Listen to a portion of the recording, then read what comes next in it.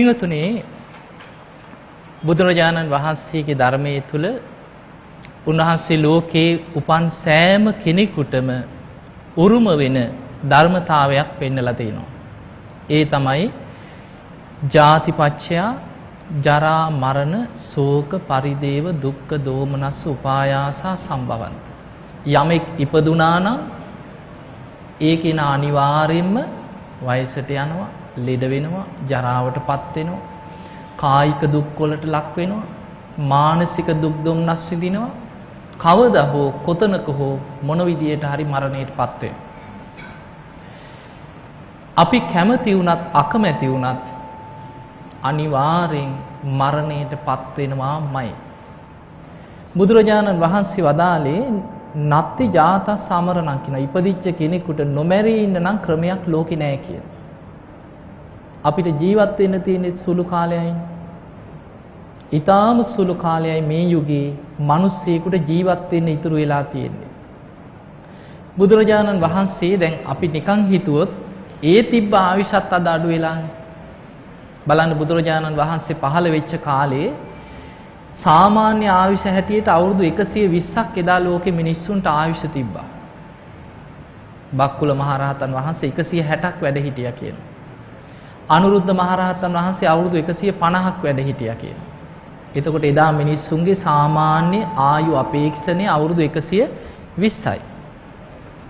අද වෙනකොට ලංකාවේ මිනිස්සෙකුගේ සාමාන්‍ය ආයු අපේක්ෂණය අවුරුදු 68යි 69යි. කලාතුරකින් තමයි අවුරුදු 80ක් 70 80 85 වෙන කෙනෙක් කලාතුරකින් එන්නේ. සාමාන්‍ය මිනිස්සෙක්ගේ ආයුෂ අවුරුදු 68යි 69යි. දැන් නිකන් හිතමු අපි බුදුරජාණන් වහන්සේ පිරිනිවන් පාලා අවුරුදු 2555ක් වෙනකොට ලෝකෙ මිනිස්සුන්ගේ ආයුෂ අවුරුදු 120 ඉඳන් 60 ගානට අඩු වෙලා නම් භාගයකට ආසන්න ප්‍රමාණයකින් මිනිස්සුන්ගේ ආයුෂ අඩු වෙවි ගිහින් නැද්ද? අඩු වෙලා. ඒකයි බුදුරජාණන් වහන්සේ දේශනා කරේ අප්පමිදම් භික්ඛවේ මනුස්සානං ආයු. මේ මිනිස්සුන්ට තියෙන ඊටාම සුවල්ප ආයුෂයි. හැබැයි මේ ආයුෂත් එන්නේ අඩු වෙලා අවුරුදු 10ට අඩු වෙනවා කියන අනාගතේ. ඒක තියෙනවා දීඝනිකායේ චක්‍රවර්ති සීහනාද කියලා සූත්‍රයේ. ඒ නිසා පින්වතුනි මේ සුළු කාලයක් ජීවත් වෙන්න මේ අපි හැමෝගෙම ජීවිත අතර බුදුරජාණන් වහන්සේ බොහෝම ලස්සන උපමාවකට පෙන්නනවා. හරියට ගවයෝ රංචුවක් ඉන්නවා කොටු කරලා. මේ හැම ගවයෙක්ම මරණයට නියම වෙච්ච ගවයා. හැබැයි ගවයෝ මරණ මිනිස්සයා එක එක දවසට එක එක ගවයාව තනින් අරගෙන මරණයට අරගෙන යනවා. සමහර දවසට මහලු ගවයෙක් අරගෙන යනවා. සමහර වෙලාවට පැටියෙක් අරගෙන යනවා. එක්ක තරුණ ගවයෙක් අරගෙන යනවා. ගව දෙනක් අරගෙන යනවා. ගවයන් මරණ මිනිස්සයා අර ගව රංචුවෙන් එක එක මරණයට අරගෙන යනවා වගේ. බුදුරජාණන් වහන්සේ වදාලා ඥාති නෑදෑයෝ හිත මිත්‍රයෝ හඬා වැළපෙනකොට එක එක්කෙනා මාරය කරා මරණේ කරා යනවා කියලා. සමහර වෙලාවට දෙමව්පියෝ ඉදිරියේ දරුවෝ මැරෙනවා. දරුවෝ ඉදිරියේ දෙමව්පියෝ මැරෙනවා. කොයි තරම් ආදරෙන් හිටියත් ස්වාමියා ඉදිරියේ බිරිඳ මැරෙනවා. බිරිඳ ඉදිරියේ ස්වාමියා මැරෙනවා. අපේ පවුලේ 10 දෙනෙක් කියන්නේ කවදා හෝ මලගෙවල් 10ක්. අපිට යාළු මිත්‍රයෝ නෑදෑයෝ හිතවතුන් 400-500ක් ඉන්නවා කියන්නේ කවදා හෝ මලගෙවල් 400ක් 500ක් විතර. ඇත්තද බොරුද? ඒක ඇත්ත. ඒ නිසා මේ යථාර්ථයේ ඉදිරියේ අපට මේකෙන් බේරෙන්න අතක් නැහැ. ඉපදුනා නම් ඒක ලෝක ධර්මතාවයක්. දැන් කාගේවත් කැමැත්තකට වෙන දෙයක් නෙමෙයිනේ. බුදුරජාණන් වහන්සේ වදාළේ මේක තමයි ලෝක ස්වභාවය. ජාතිපච්චය ජරා මරණ. ඉපදුනා නම් ඉපදීමට හේතුව විපාක පිණිස කර්ම සකස් වේ. මේ කර්මයක් මත භවපච්චය ජාති කියන විපාක පිණිස කර්මයක් හැදිලා තියෙන නිසා උපදිනවා. ජාතිපච්චය ජරා මරණ ශෝක පරිදේව දුක්ඛ දෝමනස්ස. ඉපදුනා නම් අඬන්න වෙනවා, වැළපෙන්න වෙනවා, දුක් වෙන්න වෙනවා, වයසට යනවා, ලෙඩ වෙනවා, කවදා හෝ මරණයටපත් වෙනවා. මේ මරණයෙන් බේරිච්ච කෙනෙක් ලෝකේ නැහැ. බුදුරජාණන් වහන්සේලාට ඒක සාධාරණයි. උන්වහන්සේලාත් පිරිනිවන් පානවා. රහතන් වහන්සේලාත් පිරිනිවන් පාන. සක්විති රජ වුණත් මරණයටපත් වෙනවාමයි. බලන්න බුදුරජාණන් වහන්සේ එක අවස්ථාවක අපි කාගේ ජීවිතවල අපට වෙන ඉරණම බොහොම ලස්සන උපමාවකට පෙන්වුවා. දවසක් බුදුරජාණන් වහන්සේ ධම්සභා මණ්ඩපයේ දහම් දේශනකොට විශාල පිරිසක් එදා මේ මරණ ගෙදරක් වෙලා මේ මරණ ගෙදරට ගිහිල්ලා ආපු පිරිසක්. ඔබ අහලා ඇතිනේ අර විසාකාව තමන්ගේ මිනිබිරියක් නැති වෙලා කොණ්ඩේ තෙමාගෙන අඬාගෙන ආපු සිදුවීම් තියෙනවා ධර්ම. එතකොට එදා විසාකාවගෙන් බුදුරජාණන් වහන්සේ අහන විසාකාව මේ කොහෙද මේ කොණ්ඩේ තෙමාගෙන ස්වාමීනි මිනිබිරියක් නැති වුණාය කියලා. මේ කටයුතු අවසන් කරලා එන ගම. ඉතින් බුදුරජාණන් වහන්සේට මේ මිනිබිරිගේ වටිනාකම ඉන්නකොට තිබ්බ ලස්සන මේ ඔක්කොම වර්ණනා කර කර කියනවා. බුදුරජාණන් වහන්සේ අහන විසාකා මේ මිනිබිරියට ගොඩාක් ආදරෙයි වගේ. අනේ ස්වාමීනි භාග්‍යතුන් වහන්සේ මේ මිනිබිරි ඉන්නකොට මුළු ගේම පිරීලා කියනවා. හරීම ආදරෙන් හැමෝ එක්කම හිටියේ. බුදුරජාණන් වහන්සේ අහන විසාකාව. එතකොට මේ වගේ මිනිබිරියෝ ගොඩාක් 100ක් විතර ලැබෙනවට කැමතිද? අනේ ස්වාමීනි කොච්චර දෙයක්ද කියලා.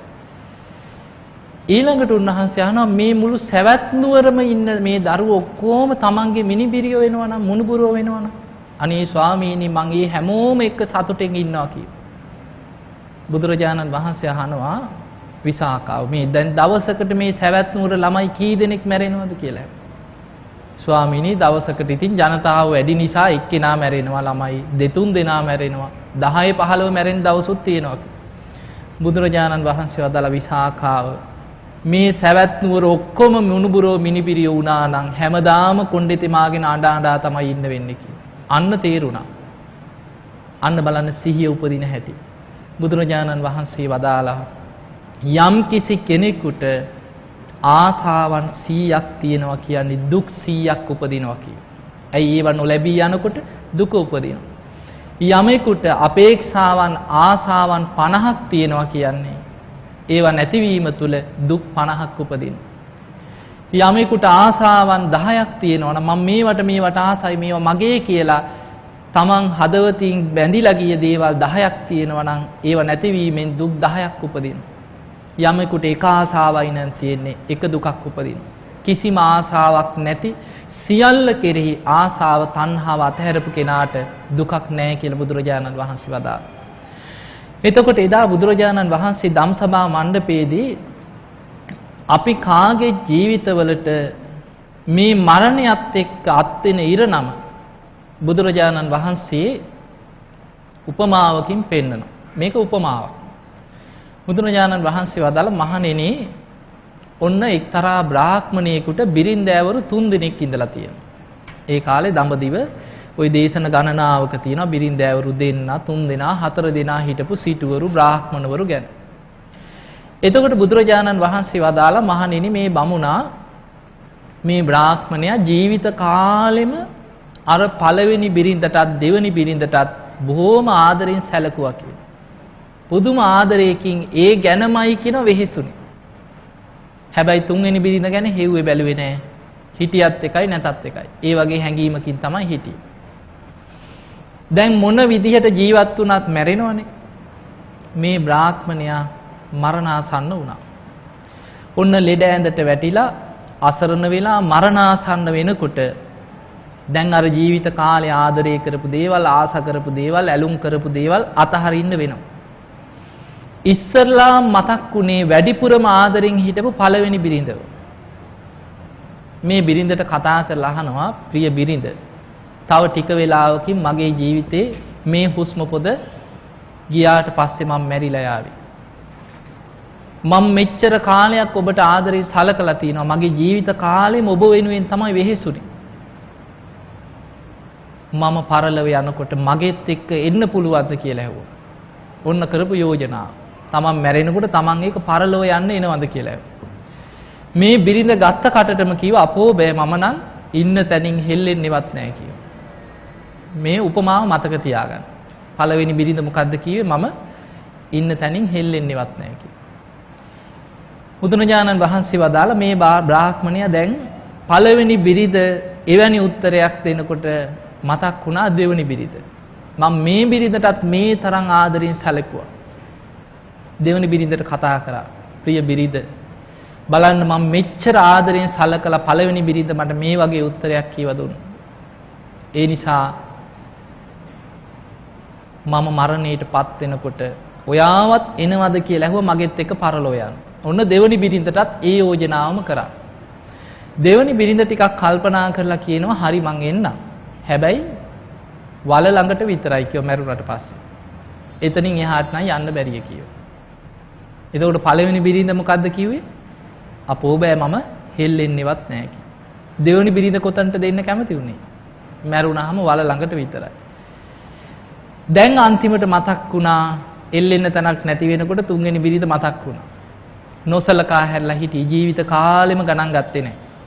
අන්තිමට මේ බිරිඳට කතා කරලා කියනවා ප්‍රිය බිරිඳ මම ඔබට මේ විදියටයි සැලකුවේ. ඔබ ගැන හෙව්වේ බැලුවේ නැහැ. නමුත් මං දැන් අසරණයි. මගෙත් එක්ක පරලෝ යන්න එනවද? හා කියලා ඉදිරිපත් වුණා. මේක උපමාවක්. මේ උපමාවෙන් බුදුරජාණන් වහන්සේ අපි කාගේ ජීවිත හරියට වහලා තිබ්බ දෙයක් ඇරලා පෙන්නනවා වගේ ජීවිතවල ඇත්ත ස්වභාවය පෙන්නනවා. බුදුරජාණන් වහන්සේ වදාළ මහණෙනි මේ ලෝකේ ජීවත් වෙන හැමෝටම ඔය බිරින්දෑවරු 3 දෙනාම ඉන්නවා කියනවා. කෙනෙක්ගේ ජීවිතේ පළවෙනි බිරිඳ හා සමානයි කීවා ජීවිත කාලෙම ගොඩනගන ගෙවල් දොරවල් ඉඩකඩම් යාන වාහන ව්‍යාපාර භෝග සම්පත් සියල්ල. ඔබ හිතන්න කෙනෙක් ජීවිතේම මහන්සි වෙන්නේ මොකටද කියලා? ගියක් දොරක් හදාගන්න, දියුණු වෙන්න, ව්‍යාපාර දියුණු කරගන්න, ඊළඟට යාන වාහන ගන්න, යම් තැනකට එන්න. එතකොට ජීවිතේම කැප කරන්නේ ඕකට නේද? අන්න පළවෙනි බිරිඳට උපමා කරා තමන් ගොඩනගාගත්ත භෝග සම්පත් සියල්ල. මොකද්ද පළවෙනි බිරිඳ පරලොව යන්න කතා කරපුවාම දීපු උත්තරේ? අපෝ බෑ මම හෙල්ලෙන්නේවත් නැහැ කිය. දැන් ඔබ මැරුණා කියලා ඔබේ ගේ හෙල්ලෙනවද? නැහැ. ඔබේ ව්‍යාපාර ගොඩනැගිලි යාන වාහන හෙල්ලෙනවද? නැහැ. ඒවා එහෙම්මම තියෙද්දී ගොඩනගපු දේවල් සියල්ල ඒ විදිහටම තියෙද්දී ඒ සියල්ල අතහැරලා පරලෝ යන්න වෙනවා කෙනෙකුට. පළවෙනි බිරිඳට උපමා කරා. බුදුරජාණන් වහන්සේ වදාළ මහණෙනි කෙනෙක්ගේ ජීවිතයේ දෙවනි බිරිඳ හා සමානයි කීවා. ජීවිත කාලෙම කැප කරලා ආදරෙන් සලකපු දෙවනි බිරිඳ වගේ කීවා. තමන්ගේ දූ දරුවෝ ඥාතීන් යාළු මිත්‍රයෝ දෙමව්පියෝ එක්ක ස්වාමියා එක්ක බිරිඳ තමන් ආදරෙන් හිටපු පිරිස. මොකද්ද දෙවනි බිරිඳ දීපු උත්තරේ? වල ළඟට එන්නම් කිව්වා. එතකොට ඔබ මැරුණාට පස්සේ ඔබේ ඥාතීන් යාළුවෝ නෑදෑයෝ හිතවත්තු කොතනට දෙන්නේ? වල ළඟට විතරයි. එතනින් ඒ සම්බන්ධේ අවසන් වෙලා යනවා. බුදුරජාණන් වහන්සේ වදාලා පළවෙනි බිරිඳ හැටියට තමන් ගොඩනගාගත්ත ජීවිත කාලෙම කැප වෙලා ගොඩනගපු ගෙවල් දොරවල් ඉඩකඩම් යාන වාහන ආදී භෝග සම්පත් සියල්ල එතනම අතහැරලා පරලොව යන්න වෙනවා. ඥාති හිත මිත්‍රාදීන් දූ දරුවෝ නෑදෑයෝ ගැන මොන තරම් අපේක්ෂාවෙන් හිටියත් ඒ අය අතහරින්න වෙනවා. ඒ අය ඉන්නේ වල ළඟට විතරයි මැරුණා. දැන් පරලොව යන්න ඉදිරිපත් උනේ අර ජීවිත කාලෙම නොසලකා හැර තුන්වෙනි බිරිඳ. බුදුරජාණන් වහන්සේ උපමා කරනවා තුන්වෙනි බිරිඳ හා සමානයි කීවා. තමන් රැස් කරගත්ත කුසල අකුසල කර්මයන් ටික.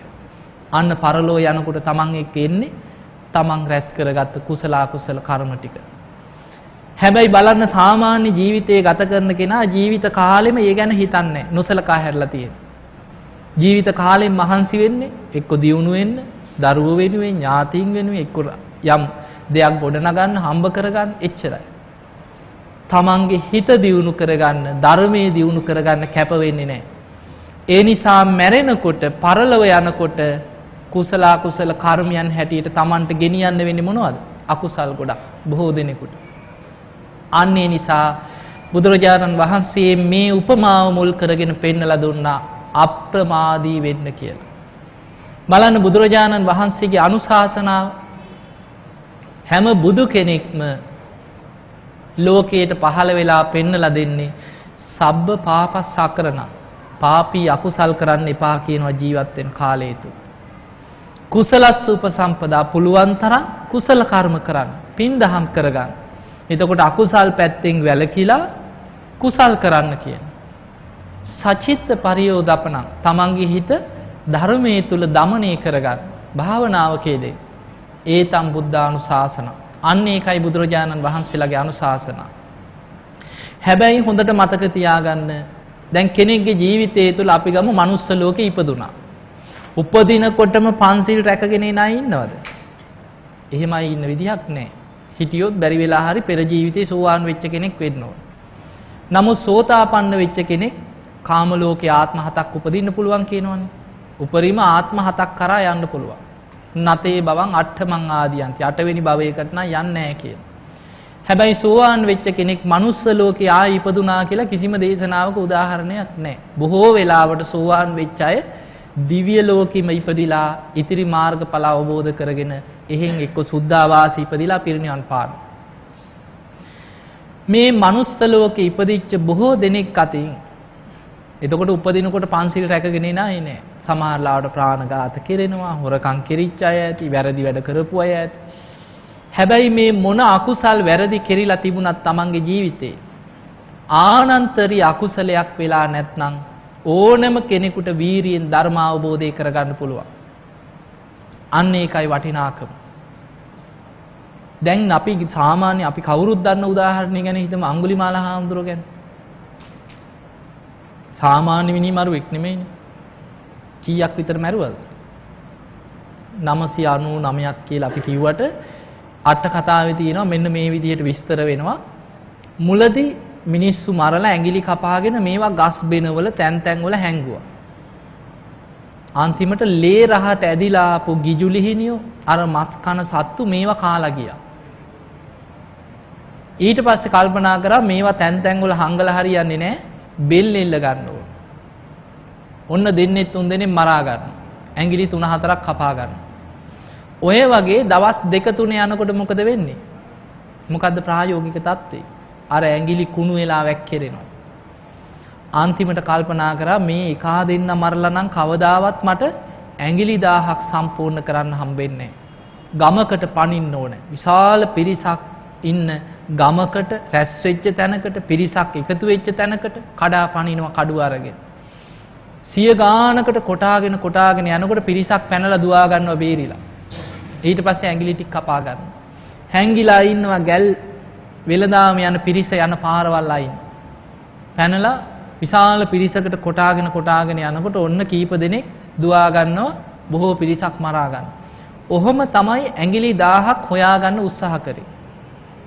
ඇඟිලි 999ක් එකතු වෙච්ච තැන කල්පනා කරා තව දවසක් දෙකක් හිටියොත් මේ තියෙන ටික කුණු වෙලා යනවා. ඒ නිසා අම්මා මරලා හරි කමක් නැහැ.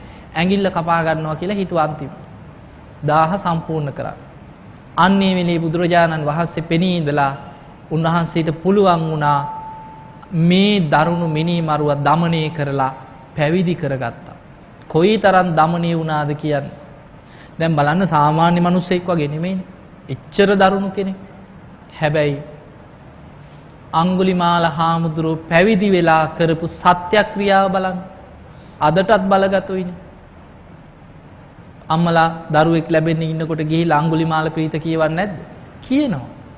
අනාගතේ මේ බුද්ධ ශාසනයේ පවතින තාක්කල් මේ පිරිතේ බලය ආශිර්වාදي තියෙනවා. මොකද්ද මේකේ තියෙන්නේ? අඟුලිමාල හාමුදුරුවෝ අර දරුවෙක් ලැබෙන්න වේදනාවෙන් හිටපු අම්මා කෙනෙක් ළඟට ගිහින් සත්‍යක්‍රියාවක් කරා. යතෝහම් බගිනි පින්වත් නැගණියේ ආර්යා ජාතියා ජාතෝ මම ආර්ය ජාතියේ ඉපදිච්ච දවසේ ඉඳන් ඒ කියන්නේ බුද්ධ ශාසනයට ඇතුල් වෙච්ච දවසේ ඉඳන් සංචිච්ච පාණං ජීවිතා වෝරෝපේතා දැන කිසිම ජීවියෙකුගේ සත්වයෙකුගේ ජීවිතයක් තොර කරලා නැහැ. ඒ කියන්නේ පුංචි සතෙක්වත් මම මරලා නැහැ. හැබැයි පුංචි සතෙක්වත් මරලා නැහැ කියලා කියන්නේ කවුද? පැවිදි වෙන්න කලින් බුද්ධ ශාසනයට ඇතුල් වෙන්න කලින් දහස් ගාණක් මිනි මරපු කෙනා. තේන සච්චේන මේක සත්‍යයි. සොත්තිතේ හෝති සොත්ති ගබ්බස්සාති. මේ සත්‍යානුභවයෙන් ඔබ සුවපත් වෙලා සුවසේ දරුවා බිහි වේවා කියලා සත්‍යක්‍රියාව කරා. ඒ සැනින් දරුවා බිහි වුණා. එතකොට බලන්න ඒ තරම් දරුණු කෙනෙකුට පුළුවන් වුණා අර වගේ සත්‍යක්‍රියාවක් කරලා ඒ බලය අදටත් තියෙනවා. නිකන් නෙමෙයි රහත් උනානේ. භාවනා කරන්න ගිහිල්ලා කල්පනා කරා නම් මං අසවලාටත් කෙටුවා එකයි. අසවල් පවුලේ දෙන්නෙකුට කෙටුවා. 2යි 1යි 3යි. අසවල් අයත් මැරුවා. ඕවා ගණන් හද හිටියනම් කවදාවත් සමාධියක් වැඩෙනවද? නිවන් දකින්න පුළුවන්ද? බෑ. අන්න වීරියවන්තයාගේ ස්වභාවය. යම් දවසක ධර්මයට පැමිණුණා නම්, යම් දවසක තුනුරුවන් ගැන පැහැදුනා නම්, යම් දවසක හොඳ අදිෂ්ඨානයෙන් සීලයක පිහිටියා නම්, පරණ වැරදි සියල්ල අතහැරලා එදා ඉඳන් ධර්මයේ දියුණු කරගන්න දක්ෂ වෙන්න ඕනේ. අන්න Tamanට අපි හිතමු භාවනා කරගෙන යනකොට මතක් වෙනවා. මම මේ වගේ වැරදි වැඩ කරා නේද? මගේ ජීවිතේ මේ වගේ අඩුපාඩු තියෙනවා නේද කියලා මතක් වුණොත් එතකොට අදිෂ්ඨානයක් ඇති කරගන්නවා මම දැන් සිල්වත් කෙනෙක්. මම දැන් සීලයක පිළිහිටලා ඉන්නේ. මම දැන් සීලවන්තයි. මගේ යතින් වැරදි වෙලා ඇති. හැබැයි මං දැන් සීලවන්තයි. පරණ වැරදි මට අදාළ නැහැ. මං දැන් සිල්වත් කෙනෙක්. අන්න ඒ කෙනාට තමයි මේ බුද්ධ ශාසනය තුල දවසින් දවස දියුණුව කරා යන්න පුළුවන්. බලන්න බුදුරජාණන් වහන්සේ පෙන්නවා ආනන්තරී අකුසලයක් වෙලා නැත්නම් මේ ජීවිතේ ඕනෑම අකුසලයක් ප්‍රහාණය කරගන්න පුළුවන් වීරියවන්ත කෙනෙකුට. වීරියමයි බලවත්ම දේ මේ බුද්ධ ශාසනය තුල. ඒ නිසා පින්වතුනි වීරියෙන් යුක්තව මේ ධර්මයේ කරා යන්න දක්ෂ වෙන්නට ඕන. බලන්න මේ ධර්මයේ දියුණු කරන කෙනෙකුට තියෙන රැකවරණය බුදුරජාණන් වහන්සේගේ දේශනාවක් තියෙනවා සෝතානු දත සූත්‍රය. මේක තියෙන්නේ අංගුත්තර නිකායේ චතුත්ථ නිපාතේ. බුදුරජාණන් වහන්සේ වදාලා මහණෙනි යම් කිසි කෙනෙක් හොඳට ධර්මයේ අහනවා සුතා නිතර බණ අහනවා දතා ඒ ධර්මයේ හොඳට ධාරණය කරගන්නවා වචසා පරිචිතා ඒ අසූ ධර්මයේ නිතර නිතර වචනේ පුරුදු කරනවා සමහරු කටපාඩම් කරනවා සජ්ජායනා කරනවා වචනේ පුරුදු කරනවා මනසානුපෙක්කිතා නිතර නුවණින් විමසන්නත් පුරුදු වෙනවා තමන්ගේ අවබෝධයක් බවට පත් කරගන්න මහන්සියක් ගන්න. මෙහෙම ධර්මයේ දියුණු කරගෙන යනකොට දැන් අපි හිතමු සාමාන්‍යයෙන් බොහෝ දෙනෙකුගෙන් ඇහුවොත් ධර්මයේ දියුණු කරන බණහන් මොකද්ද ඉලක්කය කියලා? අනේ අපිට මේ ජීවිතේ කොහොම හරි සෝතාපන්න වෙන්නවත් ඕනේ. එහෙම කියන අය ඉන්නවා බොහෝ දෙනෙක්. ධර්මයේ දියුණු කරන අය. හැබැයි ධර්මයේ සෝවාන් වෙන්නවත් ඕනෑ කියන හැඟීමෙන් ධර්මයේ පුරුදු කරාට ඔබ හිතන්න බොහෝ දෙනෙක් මැරෙන්නේ සෝවාන් වෙලාද කියලා? නෑ. ඊට කලින් යම් කිසි අනතුරකින් මැරෙන්න පුළුවන්. මොකක් හෝ හේතුවක් නිසා ලෙඩක් දුකක් හරි ඇක්සිඩන්ට් එකක් හරි මොකක් හරි මැරෙන්න කොච්චර හේතු තියෙනවද? බුදුරජාණන් වහන්සේ වදාලා ධර්මය අවබෝධ කරගන්න අදහසින් මේ විදියට ධර්මයේ පුරුදු කරගෙන යනකොට හදිස්සියේ සිහි මුලා වෙලා මැරෙනවා. ඇයි සිහිය දියුණු කරලා තාම සති ඉන්ද්‍රිය ඇති කරගෙන සෝවාන් වෙලා නැහැ. ඉන්ද්‍රිය ධර්ම පිහිටලත් නැහැ. නමුත් මෙයා නිතර බණ අහන කෙනෙක්, ධර්මයේ පුරුදු කරන කෙනෙක්, මතක තියාගන්න මහන්සි ගන්න කෙනෙක්. බුදුරජාණන් වහන්සේ වදාලා ධර්මය අවබෝධ කරගන්න මහන්සි ගත්තත් ඊට පෙර යම් හේතුවක් නිසා සිහි කල්පනාව දුර්වල වෙලා මැරෙනවා. නමුත් මේ කෙනා manuss ලෝකෙදි ධර්මයේ පුරුදු කිරීමේ, ඇසීමේ, දියුණු කිරීමේ පින නිසා අන්‍යතර වූ දේවනිකායක උපදිනවා කියනවා. බුදුරජාණන් වහන්සේ වදාලා දැන් manuss ලෝකෙදි මැරුණේ සිහි කල්පනාවකින් නෙමෙයි. සිහිය දුර්වල වෙලා අන්තිම වෙලාවේ මැරුණා. අන්‍යතර දේවනිකායක ඉපදුනාට ඉපදිච්ච ගමන් Tamanට මතක නැහැ Taman කවුද කොහෙද ඉඳලාද ආවේ මොනවද කරපු දේවල් මතක් වෙන්නේ නැහැ කියනවා. හැබැයි බුදුරජාණන් වහන්සේ වදාලා ඒ කෙනා දිව්‍ය ලෝකේ පහළ වෙලා ටික දවසක් යනකොට Tamanටම ආවර්ජණය වෙනවා කියනවා මම කලින් ජීවිතේ manuss ලෝකේ හිටපු කෙනෙක්. මම මේ විදිහේ ධර්මයක් අහපු කෙනෙක්. මම මේ වගේ ධර්මයක් පුරුදු කරා නේද? මේ වගේ ධර්මයකට මං ආස කරා නේද කියලා අන්න Tamanටම තනියෙන් මතක් වෙනවා කියන. බුදුරජාණන් වහන්සේ වදාළ මහණෙනි ඒ කෙනා දිව්‍ය ලෝකේ ඉපදිලා ටික කාලෙකින් තනියම Tamanට මේවා ආවර්ජණය වෙනකොට දිව්‍ය කාමයන්ට දිව්‍ය සැප සම්පත් වලට අහු වෙලා ප්‍රමාදයටපත් වෙන්නේ නැහැ කියන. ඔහු දිව්‍ය ලෝකෙදිත් වීරියෙන් ධර්මයේ දියුණු කරගෙන ඉතිරි මාර්ගඵල ධර්මයන් ඉහළ මාර්ගඵල අවබෝධ කරගෙන විශේෂගාමී කෙනෙක් වෙනවා. ඉහළට යනවා කියලා පෙන්නලා දෙනවා. අන්න manuss ලෝකයේදී ධර්මයේ පුරුදු කිරීමේ පළවෙනි ආනිසංසය හැටියට පෙන්වනවා. අන්න පළවෙනි කෙනා. තවත් කෙනෙක් ගැන බුදුරජාණන් වහන්සේ වදාලා මහණෙනි තවත් කෙනෙක් ඉන්නවා manuss ලෝකේ හොඳට බණ අහපු කෙනෙක් සුතා. ඒ ඇසූ ධර්මයේ හොඳට ධාරණය කරගත්ත කෙනෙක් දතා. ඊළඟට ධර්මයේ නිතර වචනයෙන් පුරුදු කරන කෙනෙක් වචසා පරිචිතා. නිතර නුවණින් විමසන කෙනෙක් මනසානුපෙක්කිතා. තමන්ගේ අවබෝධයක් කරගන්න මහන්සියක් ගන්න කෙනෙක්. හැබැයි ඒ කෙනත් හදිස්සියේ මොකක් හෝ හේතුවකින් සිහි කල්පනාව දුර්වල වෙලා මැරෙනවා. දැන් ඔබ හිතන්න භාවනා කරත් සමහර වෙලාවට අපිට දකින්න ලැබෙනවා ඇක්සිඩන්ට් වලින් මැරෙනවා. ඔළුවට මොකක් හරි හානියක් වුණොත්, ස්නායු දුර්වලතාවයක් වුණොත් සිහි කල්පනාව හිටින්නේ නැහැ මරණාසන්න වෙනකොට. අපිට දකින්න ලැබෙනවා බොහෝ ස්පිරිතාලවල සමහරවිට බණ භාවනා කරපු අය ඉන්නවා නොයෙක් ලෙඩ රෝග නිසා, ස්නායු දුර්වලතා නිසා සිහි කල්පනාව නැතුව ඉඳලා තමයි බොහෝ දෙනෙක් අන්තිම කාලේ මැරෙන්නේ.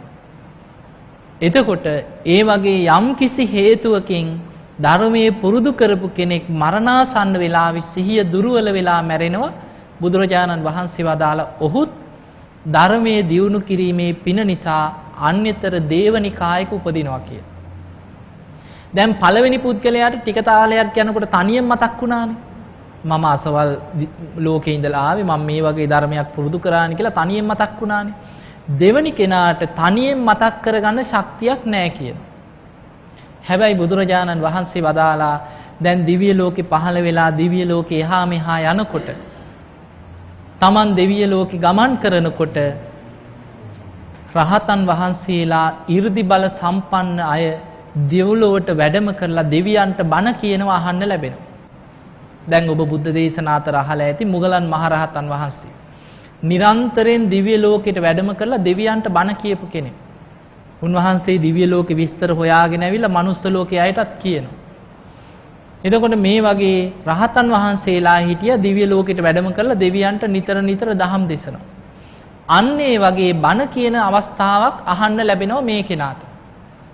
ධර්මය ඇහෙනකොටම අන්න මතක් වෙනවා මේ කියන ධර්මයේ මං කවදා හරි අහලා තියෙනවා.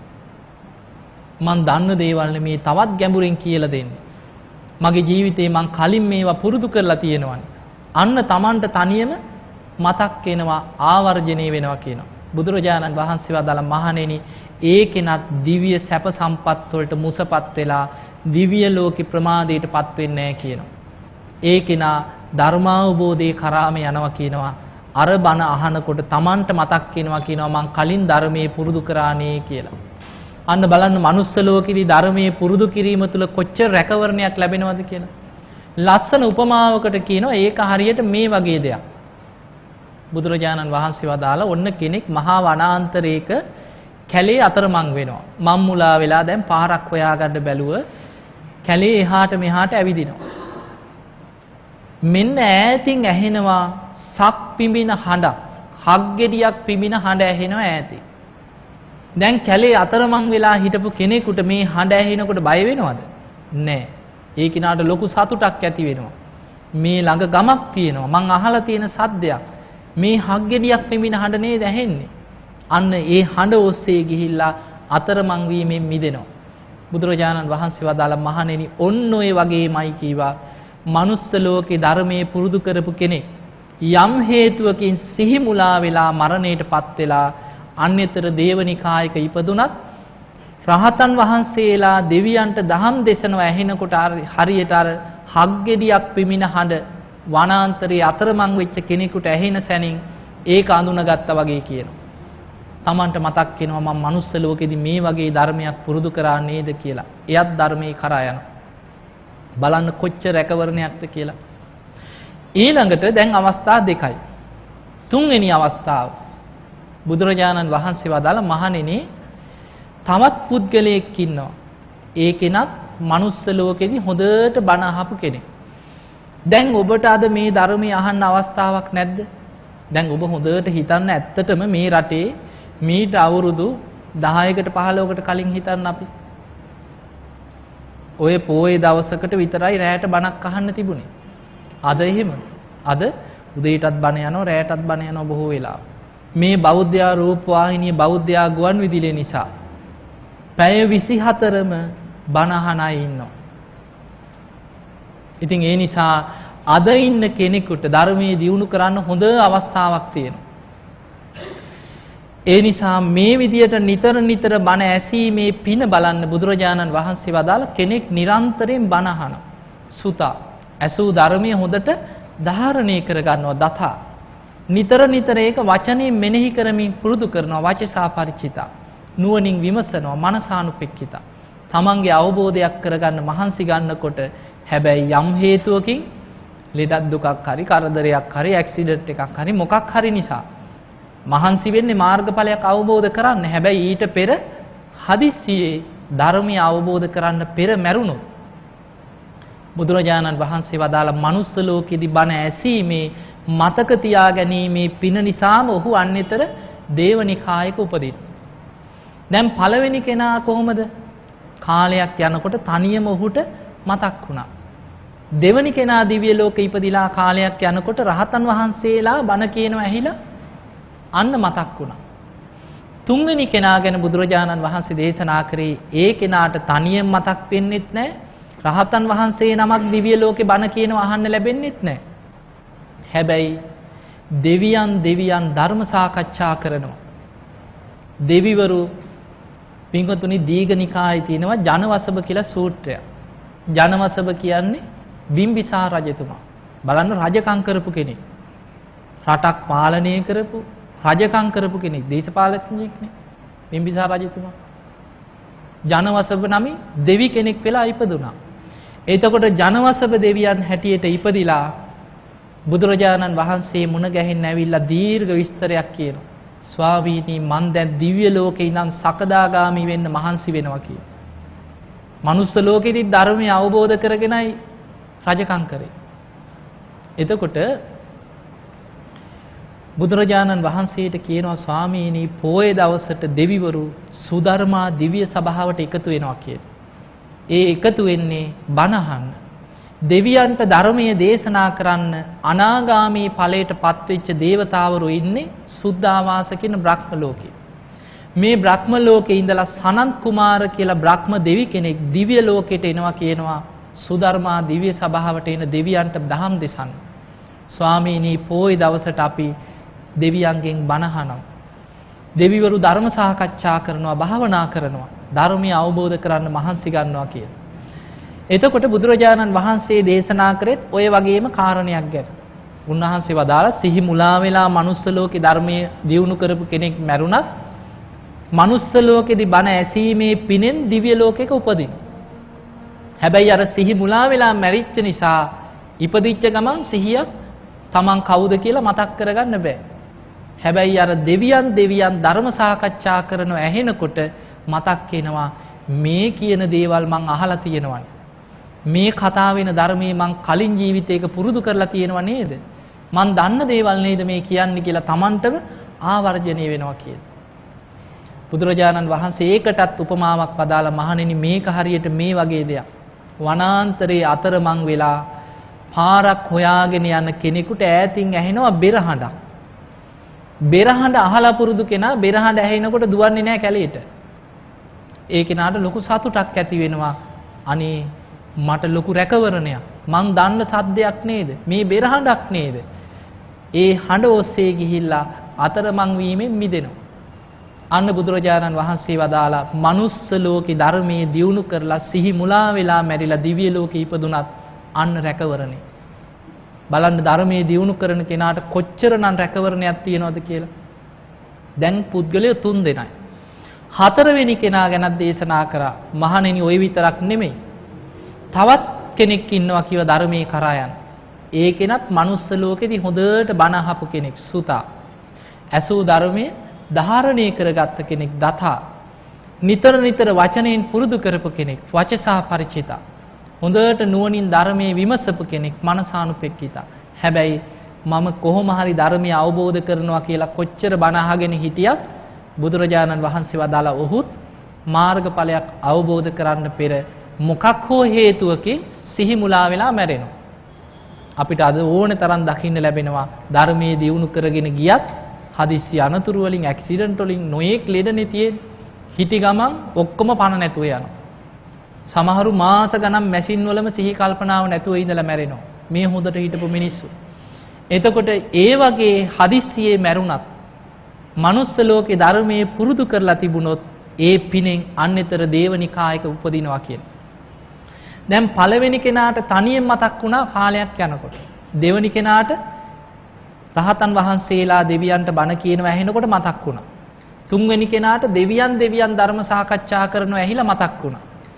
හතරවෙනි කෙනා ගැන පෙන්වන්නේ ඒ කෙනා දිව්‍ය ලෝකේ ඉපදෙනකොට තමන්ට තනියම සිහි කරගන්න මතකයක් නැති වුණත් තමන් එක්ක එකට මනුස්ස ලෝකෙදි බණ අහපු අය එකට ධර්මයේ පුරුදු කරලා තමන්ට කලින් මරණයටපත් වෙලා දිව්‍ය ලෝකෙ ඉපදිච්ච යම්තාක් පිරිසක් ඉන්නවත් ඊළඟට අපි හිතමු අපිත් එක්ක එකට භාවනා කරලා මීට කලින් ආත්මවල මරණයටපත් වෙලා දිව්‍ය ලෝකෙ ඉපදිච්ච දෙවියන් ඉන්න පුළුවන්. අන්නේ දෙවිවරු හොයලා බලනවා මගේ මිත්‍රයා මගේ යාළුවා මගෙත් එක්ක එකට භාවනා කරපු අය අපේ කල්යාණ මිත්‍රය කොහෙද දැන් ඉපදිලා ඉන්නේ කියලා දෙවිවරු Tamanගේ අර තියෙන හිතයිශීකම මත ඒ අය දිහා හොයලා බලනවා. බලනකොට දකින්න ලැබෙනවා මෙන්න Taman එක්ක හිතවත් කෙනෙක් මනුස්ස ලෝකේ ඉඳලා මරණයටපත් වෙලා දිව්‍ය ලෝකෙක ඉපදිලා. හැබැයි Tamanට තාම මතකයක් නෑ Taman කවුද කොහේ ඉඳන්ද ආවේ කියලා මතකයක් නෑ. දෙවිවරු මෙයාව හොයාගෙන එනවා කියනවා. ඇවිල්ලා අර Taman එක්ක සංසාර බැඳීම් තියෙන දෙවි දේවතාවුන් Tamanට සිහිපත් කරනවා කියනවා පින්වත ඔබට මාව මතකද? අපි කලින් ජීවිතේ මේ වගේ හිටියා මතක් කරගන්න. අපි මේ වගේ භාවනා කරලා තියෙනවා සිහි කරගන්න. ඔබ මේ වගේ ධර්මයක් නේද පුරුදු කරේ සිහි කරන්න කියලා අනික් දෙවිවරු මේ කෙනා ළඟට ඇවිල්ලා ධර්මයේ මතක් කරවලා දෙනවා කියලා. බුදුරජාණන් වහන්සේගේ උපමා බලන්න. උන්වහන්සේ ලස්සන උපමාවකට පෙන්නනවා මේක හරියට මේ වගේ දෙයක් කියලා. ඔන්න පුංචි කාලේ දැන් යාළු මිත්‍රයෝ ඉන්නවා. දැන් ඉස්කෝලේ හිටපු යාළුවෝ ගැන හිතන්න. කොච්චර යාළුවෝ ඉන්නේ නැද්ද ඉස්කෝලේ යන කාලේ? හැබැයි ඉස්කෝලෙන් අයින් වුණාට පස්සේ ඒ අය දකින්නවත් නැහැ. අවුරුදු ගානකට පස්සේ කොහෙදී හරි හම්බුණා කියලා හිතමු. හම්බුණාට පස්සේ කතා වෙන්නේ නැද්ද? මතකද මේ කාලේ අපි මෙහෙම හිටියා? අපි මේ වගේ දේවල් කරා. ඔයාට මතකද? අර යාළුව සිහිපත් කරනවනේ. බුදුරජාණන් වහන්සේ වදාළ අන්නේ වගේමයි කියනවා කාලයකට පස්සේ හම්බෙච්ච මිත්‍රයෙක් තමන්ගේ කලින් තිබ්බ හිතවත්කම් සිහිපත් කරලා අර පරණ යාළු මිත්‍රකම් සිහිපත් කරනවා වගේ කියනවා දෙවිවරු මේ කෙනා හොයාගෙන ඇවිල්ලා පින්වත ඔබට මාව මතකද? අපි මේ වගේ භාවනා කරා. අපි මේ වගේ ධර්මයේ දියුණු කරා. අපි මේ වගේ ධර්මයේ හැසිරුණා කියලා මතක් කරලා දෙනවා කියලා. බුදුරජාණන් වහන්සේ වදාලා අන්න ඒ කෙනත් අර දෙවිවරු එක්ක එකතු වෙලා ධර්ම මාර්ගයේ ඉහළට දියුණු කරගෙන විශේෂගාමී වෙනවා මිසක් දිව්‍ය ලෝකෙන් ආපස්සකට අපායවල වලට වැටෙන්නේ නැහැ කියන. මේ කරුණු හතරෙන් බුදුරජාණන් වහන්සේ මේ දේශනාවේ නම සෝතානුදත. බුදුරජාණන් වහන්සේ වදාලා මනුස්ස ලෝකෙදි බණ අහපු කෙනෙකුට ධර්මයේ දියුණු කරපු කෙනෙකුට කොයිතරම් රැකවරණයක් තියෙනවද? ඒ නිසා පින්වතුනි නිරන්තරයෙන් බණ අහන්න පුරුදු වෙන්න. නිතර ධර්මයේ සිහි කරන්න. මීට දින කීපයකට කලින් අපේ ඇමතිතුමා මාව හම්බෙන්න ඇවිල්ලා කතා කරපු වෙලාවේ කිව්වා අනේ හාමුදුරනේ මේ බෞද්ධ රූපවාහිනිය නිසා දැන් අපි දවසේම බණ අහනවා කියලා. දැන් නිතරම ධර්ම දේශන අහන්න පුරුදු වෙලා මේ රූපවාහිනියේම යන බණ නිතරම අහන්න පුරුදු වෙලා ඉන්නේ කියලා. එතකොට නිතර බණ අහන්න මොකද වෙන්නේ? අහන්න මේක මතකෙ හිටිනවා. නිතර සිහි කරන්න බණ අහන්න ධර්මයේ පිහිටනවා. එතකොට ධර්මයේ Tamanට බලන්න බණ ඇසීම කොච්චර රැකවරණයක්ද කියලා. ඒ නිසා පින්වතුනි නිතර බණ අහන්න පුරුදු වෙන්න. ඒ ඇසූ ධර්මයේ ධාරණය කරගන්න මහන්සි ගන්න. එතකොට සුතා වගේමයි දතා අසන දේ ධාරණය කරගන්න. ඊළඟට නිතර ඉන්න ගම තනියම විමසන්න. Taman තනියෙන් ඉන්නකොට නිදා ගන්න ගියත් ඉඳගෙන හිටියත් ඒ අහපු බණ ටික හොඳට නුවණින් විමසන්න. ඒකට කියන්නේ මානසිකාරයේ දෙනවා. නුවණින් විමසනවා. යෝනිසෝ මානසිකාරයේ දෙන්නේ. මෙහෙම නුවණින් විමසනකොට තමයි මේ ධර්මයේ තමන්ගේ ජීවිතයට ගලපා බලන්න තවත් ගැඹුරින් වටහා ගන්න පුළුවන්කම ලැබෙන්නේ. එතකොට බලන්න බණ ඇසීම කොච්චර පිනක්ද කියලා. බණ අසන කෙනාට කොච්චර රැකවරණයක් ලැබෙනවද? හදිස්සියේ ධර්මය අවබෝධ කරන්න පෙර යම් හේතුවකින් අනතුරකින් හරි ඇක්සිඩන්ට් එකක් හරි ලෙඩක් හරි මොකක් හරි හේතුවකින් සිහි කල්පනාව නැතුව අන්තිම වෙලාවේ මැරුණත් අර ධර්මයේ දියුණු කිරීම බණ ඇසීම කියන්නේ පිනක්. බණ අහන්න ධර්මයේ තුල විශාල පිනක් රැස් වෙනවා. ඒ පිනෙන්ම තමන් දිව්‍ය ලෝකේ උපදිනවා කියන. එහෙම දිව්‍ය ලෝකෙ ඉපදිච්ච කෙනෙක් ධර්මයේ කරා යන ක්‍රම 4ක් පෙන්නනවා. සමහර වෙලාවට තනියම තමන්ට මතක් වෙන්න පුළුවන් කියන. එක්ක රහතන් වහන්සේ නමක් දිව්‍ය ලෝකේ දෙවියන්ට බණ කියනව ඇහුනොත් ඒත් මතක් වෙනවා. එහෙම නැත්නම් දෙවියන් ධර්ම සාකච්ඡා කරනව ඇහුනොත් ඒත් මතක් වෙනවා. එහෙම නැතත් තමන් එකට ධර්මයේ පුරුදු කරලා දිව්‍ය ලෝකෙ ඉපදිච්ච අනික් දේවතාවරු තමන් හොයාගෙන ඇවිල්ලා සිහිපත් කරනවා කියන. ඒ නිසා පින්වතුනි මේ ධර්මයේ දියුණු කරන්න ලොකු මහන්සියක් ගන්න. ඔබට මේ ලැබිලා තියෙන විශාල භාග්‍යයක්. දැන් හිතන්න මේ රටේ ඉපදිච්ච එකම කොච්චර වාසනාවක්ද කියලා හිතන්න. මේ ලෝකේ දැන් අද ඔබ අහන්නේ නැති මීට මේ දින ගණනාවකට කලින් තමයි කෝටි 700ක් උනේ. ලෝක ජනගහනය දැන් කෝටි 700යි කියලා අහන්නේ නැති නේ ඊයේ පෙරේදා. එතකොට මේ කෝටි 700න් ඔබ හිතන්න කෝටි ගාණක් බටහිර රටවල් වල ඉන්නවා. කොයිතරම් දියුණු වුණත් විද්‍යාව තාක්ෂණයේ දියුණු වුණත් ආධ්‍යාත්මේ අන්ත අසරණයි. මේ ධර්මයක් අහන්න නැහැ. මැද පෙරදිග රටවල් ගත්තොත් ඒ ධර්මයක් දියුණු කරගන්න අවස්ථාව නැහැ. කෝටි ගාණක් ඉන්නවා. අප්‍රිකානු රටවල කන්නත් නැහැ. අන්ත දුක් විඳිනවා කෝටි ගාණක්. බෞද්ධ නාමෙන් හිටියත් බලන්න ওই ජපානයේ, ටිබෙටේ, ලාओස්, කාම්බෝජයේ, කොරියාව, චීනය වගේ රටවල් දිහා. ඔබ දැකලා ඇති ওই බුද්ධ ගයාවේ එහෙම ගිය අය දැක්කනම් සමහරලා රූපවාහිනිය වල වගේ ඒ අය නොයේක් දේවල් බෞද්ධ නමින් හිටියත් සමහරු බඩ ගාගෙන වඳිනවා නැකිටිනවා ගණන් කරනවා. 1යි 2යි 3යි කියේ වඳින වාර ගාන ගණන් කර කර ඒ අය හිතනවා වඳින්න නිවනට ලං වෙනවා කියලා. සමහරු මන්ත්‍ර ලියාගෙන මෙහෙම කරකෝ ඉන්නවල බුද්ධ ගයාවට ගියා නම් ඒ අය සමහරු ඔය වී වගේ ධාන්‍ය වර්ග ගෙනල්ලා මෙහෙම ඒවා උඩ දදා ඉන්නවා එතනට වෙලා. ඒ අය හිතනවා ඒවා කරනකොට නිවන් දකින්න පුළුවන් කියලා. බලන්න බෞද්ධ නාමෙන් හිටියත් ලෝකෙ කී කෝටියක් මිත්‍යා දෘෂ්ටිකයිද කියලා බුදු පිළිමෙට වැන්දා. ඒ නිසා කෝටි 2කට ආසන්න පිරිසක් ඉන්න මේ රටේ ඉපදිච්ච ඔබ ඊටාම වාසනාවන්තයි. පිරිසිදු තේරවාදී ධර්මයේ ඔබට අහන්න අවස්ථාව ලැබෙනවා. ඒ නිසා පින්වතුනි මේ අවස්ථාවෙන් උපරිම ප්‍රයෝජනයක් ගන්න ඔබ දක්ෂ වෙන්න. ඒ නිසා හැම දිනම දැඩි අදිෂ්ඨානයක් ඇති කරගන්න. අපි කාගේ ජීවිත දවසින් දවස මොහොතින් මොහොත ෂණයෙන් ෂණේ මරණය කරා ලං වෙනවා. ඒ නිසා අපි කවුරුත් අප්‍රමාදී වෙන්නට ඕනේ. නිතර හිතන්න බුදුරජාණන් වහන්සේගේ අන්තිම බුද්ධ වචන.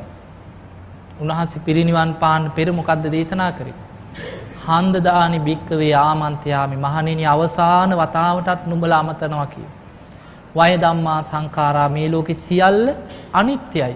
හටගෙන වෙනස් වෙලා යනවා. නැසී වෙනසී යනවා. අප්‍රමාදේන සම්පාදේත. අප්‍රමාදීව කුසල් වඩන්න කිය. ඒ නිසා ඔබ හැම දිනම දැඩි අදිෂ්ඨානයක් ඇති කරගන්න. මගේ ජීවිතය දවසින් දවස මොහොතින් මොහොත ෂණයෙන් ෂණේ මරණයට ලං වෙනවා. මරණය ඉදිරියේ මම අප්‍රමාදීව ධර්මයේම දියුණු කරගෙන ධර්මයේම අවබෝධ කරගන්න මහන්සි ගන්නවා කියන අදිෂ්ඨානය ඇති කරගන්න. පින්වතුනි අද ධර්ම දේශනාවෙන් ධර්මානුශාසනාවෙන් අපි රැස් කරගත් සියලු පුණ්‍ය ධර්මයන් අපි මුලින්ම පින් කැමති සියලු දෙවියන්ට අනුමෝදන් කරමු. දෙවියෝ මේ පින් දැක බලා අනුමෝදන් වෙත්වා. දෙවියන්ගේ දිව්‍ය ආශිර්වාද වර්ධනය කරගෙන සියලු දෙවියෝ වහවහ සසර දුකින් අත මිදේවා කියලා සාදු කියලා දෙවියන්ට පින් අනුමෝදන් කරා.